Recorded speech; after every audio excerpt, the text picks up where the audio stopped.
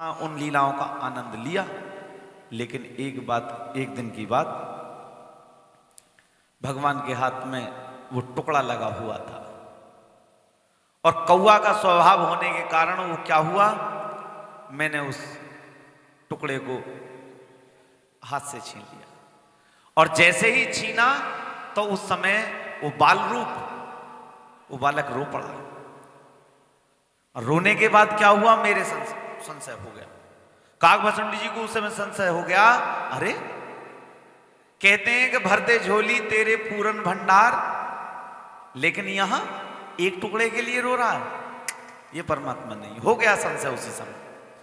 और जैसे ही वहां से उड़ करके चले ना, परमात्मा नहीं है, संशय हो गया और उड़ करके चले तो वो ही रूप काकभस्मुंडी जी के पीछे पीछे पीछे पीछे आ रहा था। और जैसे ही पीछे वो बाल रूप, कौवा तो छोटा है और बाल रूप थोड़ा बड़ा है, जैसे ही पीछे की तरफ को देखा, हवा कट रही थी तो आवाज सी आ रही थी पीछे से कि पीछे क्या है।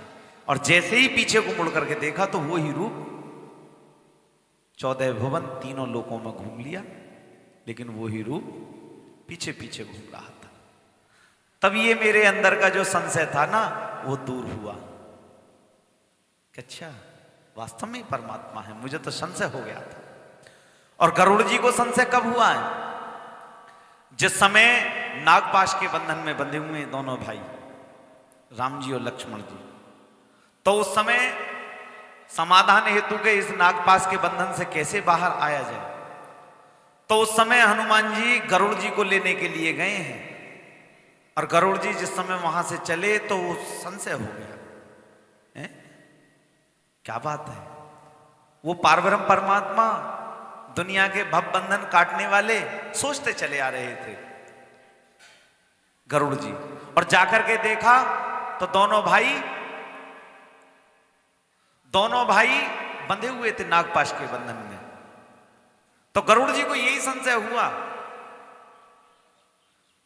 विस्मित होकर गरुड़ प्रभु के, विस्मित माने आश्चर्यचकित होकर पैरों की तरफ खड़े हो गए। विस्मित होकर गरुड़ प्रभु के मुख की ओर निहारे। और कैसे आश्चर्यचकित होकर के कैसा संशय बढ़ गया है, विस्मित होकर गरुड़ प्रभु के मुख की ओर निहारे, तुम कैसे बंधन बीच बंधे हो बंधन काटन हारे। तुम तो दुनिया के भव बंधनों को काटने वाले हो, आज स्वयं बंधन में बंधे हुए हो। तो उसी समय जिस समय संशय हो रहा था, आकाशवाणी हुई देवलोक से। और आकाशवाणी में क्या आया कि ब्रह्मास्त्र का मान न जाए, बंधन में स्वयं बंधाए, तुमरी महिमा तुम ही जानो, राम रमा अति प्यारे। ये ब्रह्मा जी की शक्ति को यदि नहीं मानते, ब्रह्मास्त्र क्या था, ब्रह्मपाश, नागपाश जिसको कहते थे, भगवान श्री राम ने जान लिया कि सामने ब्रह्मपाश आ रहा है, नागपाश आ रहा है। और इसका प्रयोग कौन करता था, ये मेघनाथ करता था। ब्रह्मा जी को प्रसन्न करके उसने उन शक्तियों को प्राप्त किया है, ब्रह्मा जी की को, और नागपाश में बांध दिया। जैसे ही भगवान ने आते देखा, लक्ष्मण जी ने आते देखा, भगवान काट सकते थे, लेकिन क्या है, नागपाश था। लक्ष्मण जी की शेष जाति है, शेषनाग के अवतार हैं, तो लक्ष्मण जी की मर्यादा रह जाएगी, क्योंकि उनकी जाति का अपमान हो जाएगा यदि उसको काट देंगे लक्ष्मण जी की को। उधर ब्रह्मा जी का अपमान हो जाएगा, यदि ब्रह्मा जी की उस शक्ति को नहीं मानेंगे तो ब्रह्मा जी की उन शक्तियों पर कोई भी विश्वास नहीं करेगा। और जिस समय ब्रह्मा जी प्रसन्न होकर के शक्ति देते हैं ना शक्तियों को, तो उस समय क्या सोचेंगे लोग, अरे कि कोई बात ना, तुम्हारी शक्तियों को तो कोई काट देता है। तो इसीलिए भगवान श्री राम ने उन शक्तियों को नहीं काटा, स्वयं बंधन में बंध गए।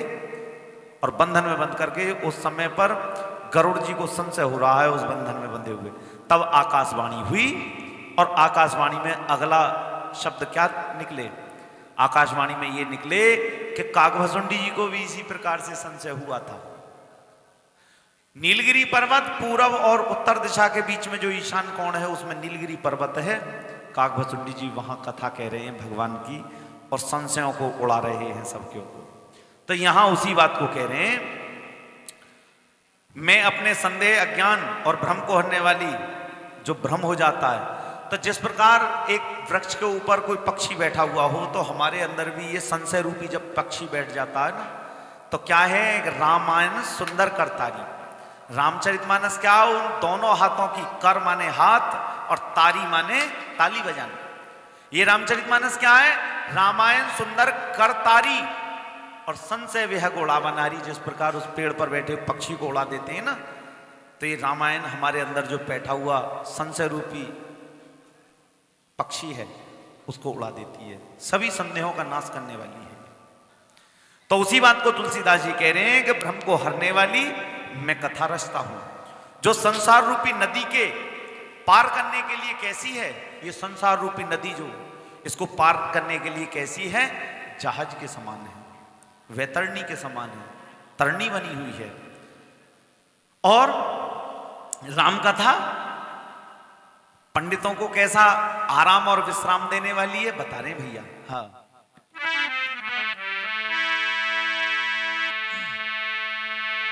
बुध विश्राम सा कल जन रंजनी, राम कथा कली कलो से विभाजनी।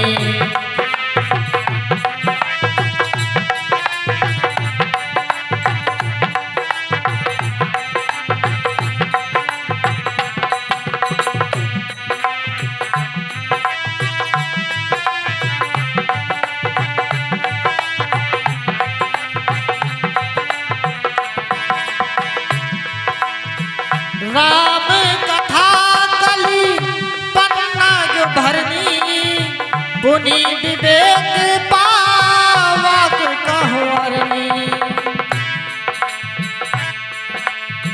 अगर आज दुनिया में, अगर आज दुनिया में माता न होती, न होता सवेरा, न जलती ज्योति।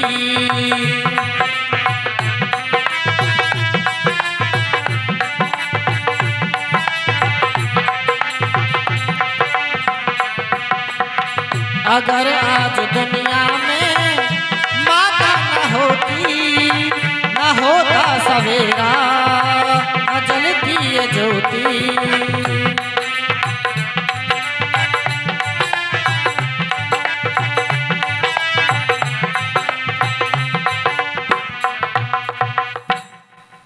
राम कथा पंडितों को विश्राम देने वाली है और मनुष्यों को आराम देने वाली है, आनंद देने वाली है, प्रसन्न करने वाली है। एक प्रसंग याद आ गया। कुछ लोगों की मान्यताएं इस प्रकार हैं, वो इस बात का विचार करते हैं, अरे घरे पड़े पड़े क्या करेंगे। ये उन लोगों की बात कह रहे हैं जो इस रामचरितमानस के वक्ता हैं, जिनको इसके मर्म की पता नहीं, केवल जिन्होंने अपना आनंद का साधन बना रखा है इसको। अरे कि चलो कुछ ना आए तो 50-50 रुपया की रोटी तो बिगाड़ेंगे ही। हैं ऐसे भी, हमने अपने कानों से कहते सुना 100 रुपया की, हाँ, कि 50 का सवेरे 50 का शाम, चल भाई 100 रुपया की रोटी तो बिगाड़ेंगे ही वहां चल के। तो उसी बात को कह रहे हैं जिनके प्रसन्न करने वाली है। प्रसन्न की परिभाषा केवल यही नहीं है, जिसका रोम रोम रोमांचित हो जाए, इस कथा को हृदयस्थ हो जाए ये कथा, और कलयुग के पापों का नाश करने वाली, ऐसे मानो जैसे सांप। राम कथा कलयुग रूपी सांप के लिए क्या है, मोरनी के समान है।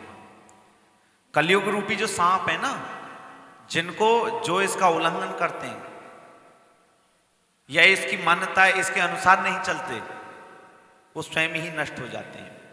तो ऐसे मानो राम कथा कलयुग रूपी सांसों की क्या है, मोरनी के समान है। जिस प्रकार मोरनी, सांप कितना ही भयंकर क्यों ना हो, अपने जिस समय कब्जे में ले लेती है ना, तो छूट नहीं पाता।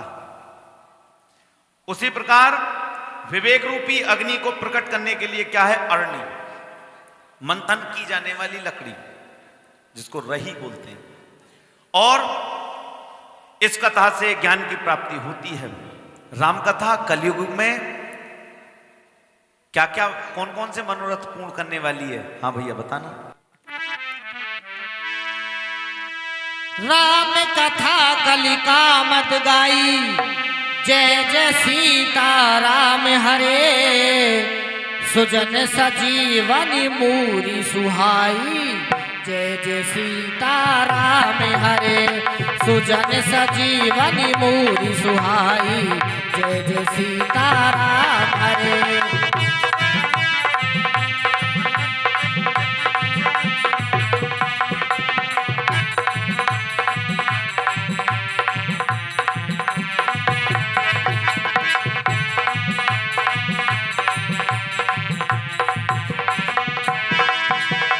सोई वसुधा तल सुधा तरंगिनी, सोई वसुधा तल सुधा तरंगिनी, जय जय सीता राम हरे।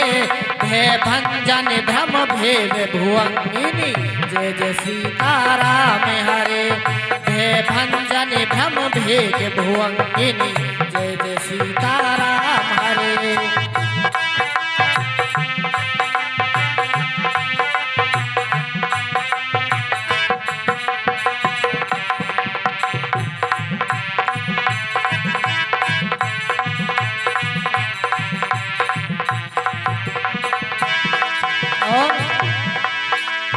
संत बताते मन मंदिर में, संत बताते मन मंदिर में, झांकी सीता राम की।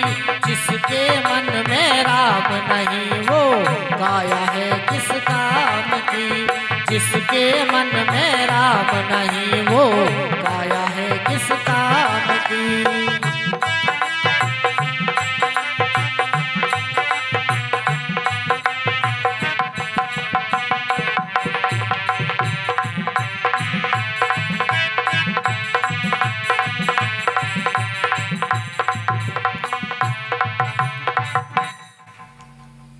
श्री राम कथा कलयुग में सब मनोरथों को पूर्ण करने वाली क्या है? कामधेनु गौ है। जिस प्रकार कामधेनु गाय हमारे मनोरथों को पूर्ण करती है। आदरणीय सज्जनों, कामदेव गाय का विवरण इस प्रकार बताते हैं विद्वान कि दूध पीने को तो मिलता ही मिलता है, लेकिन अन्य मनोरथ भी हमारे पूर्ण करती है। सुबह सुबह उसका चरण स्पर्श करने। लेकिन आजकल गाय दूसरे प्रकार की हो गई है। लेकिन शास्त्रों में जो कामधेनु गाय का है विवरण, वो गाय देखने को ही नहीं मिलती। उनके कहीं तक कुछ अंश देसी गायों में देखने को मिलते हैं। ऐसे मानो कि मनोरथों को पूर्ण करने वाली कामधेनु गाय के समान है। और सज्जनों के लिए क्या है? सुंदर संजीवनी बूटी है। पृथ्वी पर यही अमृत की नदी है। राम कथा अमृत बरसाने वाली है। जन्म मरण रूपी भय का नाश करने वाली है। और भ्रम रूपी मेंढकों को खाने वाली क्या है? सर्पणी के समान है। अब यहां भ्रम रूपी मेंढक कौन से हैं? वो भ्रम तो वही बात है, मेंढक को भी भ्रम हो जाता है सर्प को देख करके कि ये मुझे नहीं खा पाएगा। और जिस समय उस भ्रम में जीता है ना कि यूं मुझे नहीं खा पाएगा, और पीछे को होकर के बैठ जाता है, उसी समय सर्प उसको पकड़ लेता। और एक बार चिंगुल में आए पीछे, फिर नहीं बचने वाला। सांप कितना ही छोटा क्यों ना सही, उसका आकार बहुत बड़ा हो जाता है। जिस समय खाता है उतना हिस्सा फूलता चला जाता है उसका, बड़े से बड़े जीव को भी सटक लेता है। और उसकी यदि सामर्थ्य ना होगी तो वो हाथ ही नहीं डालेगा सर्प। वो देख लेगा कि अपनी सामर्थ्य से ज्यादा तो हाथ नहीं डालता।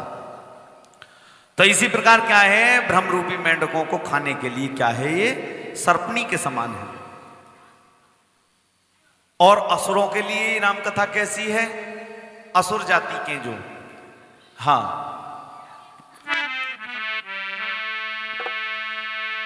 असुर सेन सम नरक निकंदिनी, साधु विबुध कुल हित गिरि नंदिनी।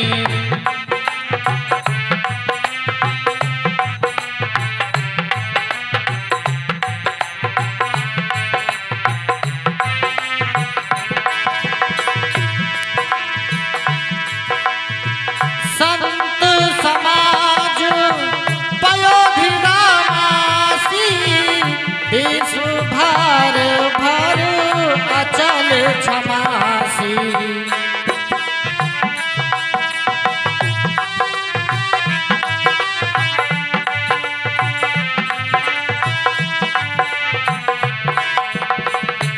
और तुम ही मेरे मंदिर, तुम ही मेरी पूजा, तुम ही मेरे मंदिर, तुम ही मेरी पूजा। तुम ही देवता हो, तुम ही देवता हो, तुम ही मेरे मंदिर, तुम ही मेरी पूजा। तुम ही देवता हो, तुम ही देवता हो।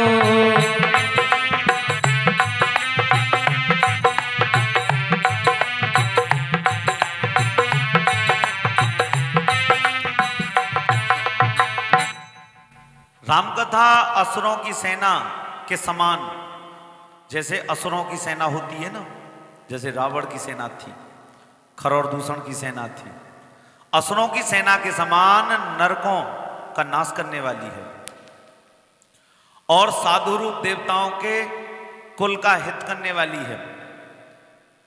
हित ही करने वाली नहीं है, ऐसे मानो दुर्गा के समान हो जाती है, जैसे संहारणी। और यह संत समाज रूपी क्षीर समुद्र के लिए लक्ष्मी जी के समान है। जिस प्रकार लक्ष्मी जी भगवान विष्णु क्षीर सागर में शेषनाग की सैया पर लेटे हुए होते हैं और लक्ष्मी उनके चरण दबाती हैं, तो लक्ष्मी जी के समान है। और संपूर्ण विश्व का भार उठाने में कैसी है? अचल पृथ्वी के समान है। ये राम कथा। और यमदूतों के मुख पर किस प्रकार से ये कालिक पोतने वाली है। हाँ,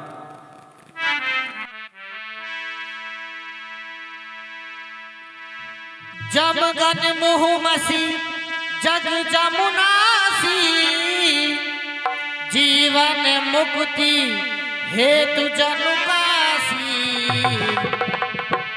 और जय जय सीताराम हरे, सिया राम हरे। जय जय सीताराम हरे, सिया राम हरे।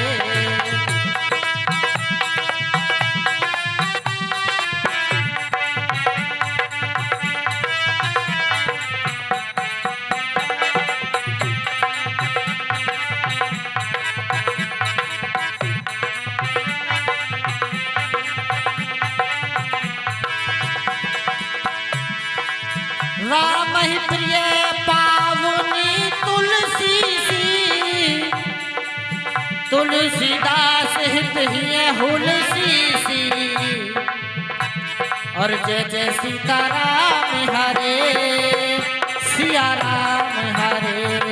जय जय सीताराम हरे, सिया राम हरे।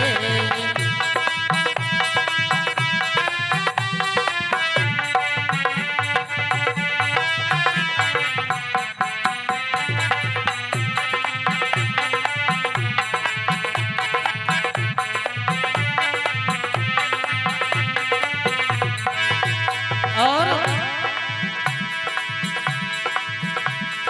बंदे तू कर ले ईश्वर को याद, बंदे तू कर ले ईश्वर को याद। क्यों करता जीवन बर्बाद, मिले ना दोबारा।